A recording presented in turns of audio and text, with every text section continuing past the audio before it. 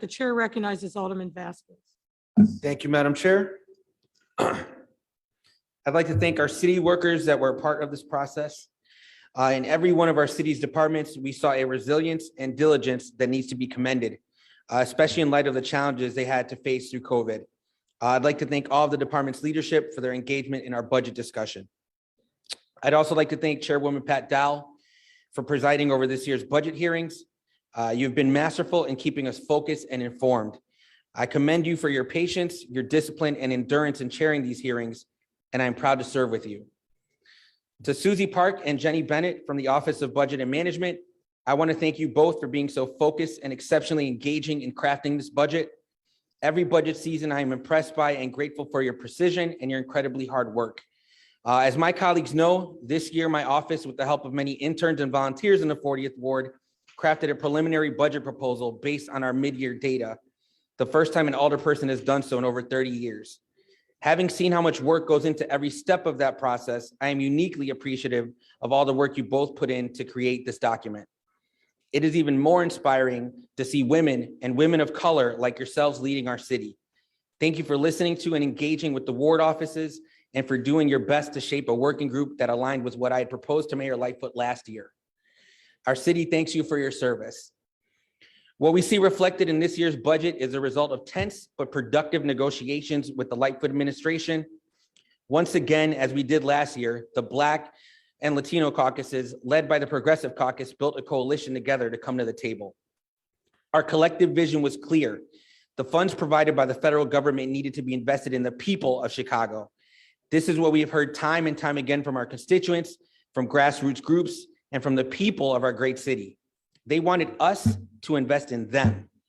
That's where these federally provided funds needed to go. Not in merely paying off debt when people in the present moment are suffering across our city. Not in a time where the unhoused numbers are increasing daily, where families are as afraid of being evicted as they are anxious about their next meal, and where we are ignoring the root causes of many of the problems our city faces. No. In this moment, we need more than platitudes and promises. We need historic generational investment in writing. I'd like to let our neighbors in Chicago know that we have some amazing leaders that helped us come to this budget today. I'd like to thank my colleagues in the Progressive Caucus, the Latino Caucus, the Black Caucus, my comrades in the Democratic Socialist Caucus, and my fellow alders here for their engagement. The conversations I had with each of you help inform my perspective as I continue to make the case that we should reimagine what's possible. In the 2020 budget, after those discussions, we can be proud of what we fought to win for our people. We have meaningful, historic, once-in-a-generation investments in violence prevention, in public mental health, and in non-police crisis response. In this budget, we provide support for our unhoused populations, cash assistance for those families who needed to be sustained during a pandemic, support for our local businesses, and a landmark investment in our environment. I am proud to have negotiated to lead our city to transition to a more efficient way of tree trimming called area trim. With the increased investment in our city's tree trim crews, we will, over the next few years, be able to catch up on the backlog of requests, trim our trees block by block, and further support our city's canopy, which provides so much of what we love about living in Chicago. Better service for a better neighbor experience. This budget helps us get there. We have a long way to go to provide a budget that will truly address all the root causes of our city's challenges, but thanks to our caucus coalition, our course is pointed in the right direction. Many thanks to Manny Perez, Amanda Bolton, Lucia Bertoni Ledford, Benamino Capalupo, and the rest of the mayor's team for their hard work and dialogue. Having so many perspectives and strong wills at a negotiation is challenging for all, and I appreciate our discussions as we sought to find agreement through it all. Thank you, Mayor Lightfoot, for allowing your team to lead.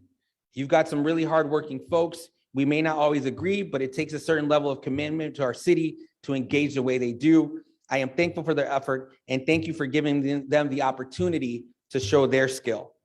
To our neighbors in the 40th Ward and across Chicago, thank you for enduring and pushing through this time with us. And I thank you from the bottom of my heart for the opportunity to lead our city in this moment. Chicago is our everything, and together we can achieve anything. In closing, I'd like to paraphrase our city's greatest mayor, Harold Washington, who reminds us that our concern is to heal, our concern is to bring together. Together is how we will prosper past this pandemic to the promise of a greater Chicago. Thank you, Madam President.